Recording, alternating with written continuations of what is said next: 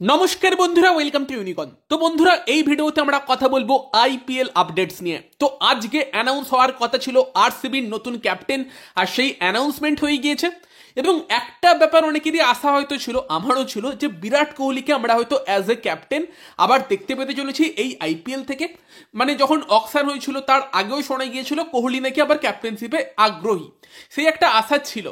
কিন্তু কালকে রাত্রির থেকেই রিপোর্ট বেরোচ্ছিল যে আরসিবির ক্যাপ্টেন অন্য একজন হতে পারে, এবং ফাইনালে কিন্তু আজকে সেটাই কনফার্ম হয়ে বেরিয়ে এলো। রয়্যাল চ্যালেঞ্জার্স ব্যাঙ্গালুরু দলের নতুন ক্যাপ্টেন রজত পাটিদার। তো রজত পাটিদার এমন একটা প্লেয়ার যাকে আমি পার্সোনালি ভীষণই হাইলি রেট করি এবং রিসেন্টলি দারুণ ফর্মে ছিল। তো দেখা যাক রজত পাটিদারের হাত ধরে কি আরসিবির ফাইনালে ট্রফি খরা কাটে নাকি সেটা বজায় থাকে, কারণ আগের কোনো ক্যাপ্টেনই তো ট্রফি দিতে পারেনি। এবার কিন্তু নজর থাকবে রজত পাটিদারের দিকে। তো পাটিদার আরসিবির নতুন ক্যাপ্টেন। মধ্যপ্রদেশ টিমেরও ক্যাপ্টেন পাটিদার ছিল, এবং মধ্যপ্রদেশ টিম কিন্তু তোমার ফাইনালও খেলেছিল এবারে তোমার সৈয়দ মুস্তাক আলী ট্রফিতে। তো সেই জায়গাতে দাঁড়িয়ে রজত পাটিদার কিন্তু ভেঙ্কটেশ আয়ারের খুব ভালো বন্ধু। এবার রজত পাটিদার ক্যাপ্টেন হয়েছে। ভেঙ্কটেশ আয়ারকেও কি আমরা অ্যাজ এ ক্যাপ্টেন দেখতে পেতে চলেছি? দুই বন্ধু দুই ফ্র্যাঞ্চাইজির ক্যাপ্টেনশিপ করবে, যেই দুই ফ্র্যাঞ্চাইজির মধ্যে একটা ভালো রকম আর কি রাইভালরি আছে। দেখা যাক, সেটার উত্তর তো ভবিষ্যৎ দেবে। কে আর কবে অ্যানাউন্স করবে সেটার জন্য আমরা ওয়েট করছি।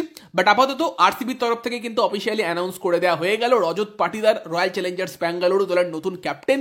একটা জিনিস নজর থাকবে যে পাটিদার কেমন ক্যাপ্টেনশিপ করে, সেখানে বিরাটের ইনফ্লুয়েন্স কতটা থাকে। যদি ব্যাপারটা এরকম হয় যে পাটিদার নামেই ক্যাপ্টেন, বিরাট টিম চালাচ্ছে, সেটা খুব একটা আদর্শ সিচুয়েশন হবে না। বিরাটের টিম চালানোর ইচ্ছে হলে সেই ক্যাপ্টেন হতে পারতো। এখন যখন পাটিদার ক্যাপ্টেন হয়েছে, আই থিঙ্ক তার উপর পুরো সেই দায়িত্বটা থাকবে, কেমন ক্যাপ্টেনশিপ করে সেই দিকে নজর থাকবে। ইভেন একটা ভালো আইপিএল সিজন গেলে কিন্তু পাটিদার ইন্ডিয়া টিমেও কামব্যাক করতে পারে, ভালো ফর্মে কিন্তু আছে। দেখার বিষয় এটা থাকবে যে তাকে ক্যাপ্টেন করার ফলে কি তার ব্যাটিংয়ে কিছু এফেক্ট পড়বে, ব্যাটিং কি একটু লুজ হতে পারে। তবে আর কি মধ্যপ্রদেশ টিমে আমরা দেখেছি ক্যাপ্টেন হয়ে সে কিন্তু দায়িত্ব নিয়ে ব্যাটিং করেছে, দারুণ ব্যাটিং করেছে। এটাও হতে পারে অনেকের যে প্রেসার পড়লে তাদের সেরা খেলাটা বেরিয়ে আসে, প্রেসারে ভেঙে না গিয়ে হয়তো পাটিদারকে আমরা আরো বেটার ব্যাটিং করতে দেখবো, সেটাও হতে পারে। তো সেগুলোর উত্তর তো আমাদের আইপিএল দেবে। বাট আপাতত রজত পাটিদার কিন্তু আরসিবির ক্যাপ্টেন কনফার্ম হয়ে গেল, এবং তারই সঙ্গে সঙ্গে কিন্তু 8টা আইপিএল ফ্র্যাঞ্চাইজির ক্যাপ্টেন আইপিএল 2025-এর জন্য অফিসিয়ালি কনফার্ম হয়ে গেল। তো আমরা যদি একবার লিস্টার দিকে তাকাই যে কোন আইপিএল দলের ক্যাপ্টেনকে, সেখানে অবভিয়াসলি আরসিবি দলের ক্যাপ্টেন হয়েছে রজত পাটিদার। কিছুদিন আগে লখনৌ সুপার জায়ান্ট তারা ঋষভ পন্থকে অ্যাজ এ ক্যাপ্টেন অ্যানাউন্স করেছে।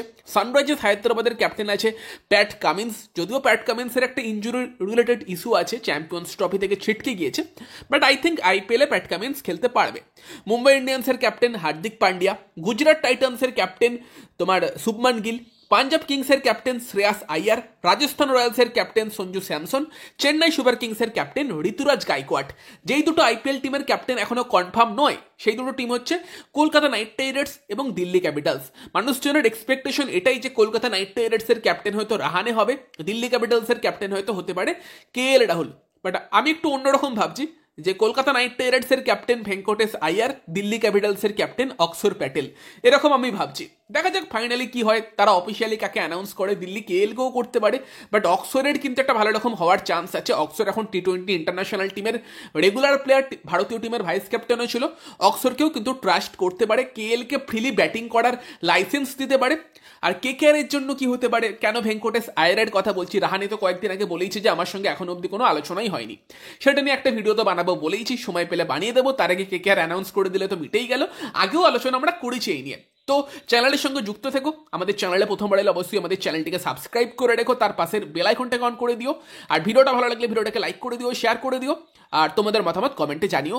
আরসিবি পাটিদারকে ক্যাপ্টেন করলো, সেই নিয়ে তোমাদের কি মতামত সেটাও কমেন্টে জানিও। তো চলো, এই ভিডিওতে এই পর্যন্তই, দেখা হচ্ছে পরের ভিডিওয়ে। Bye bye.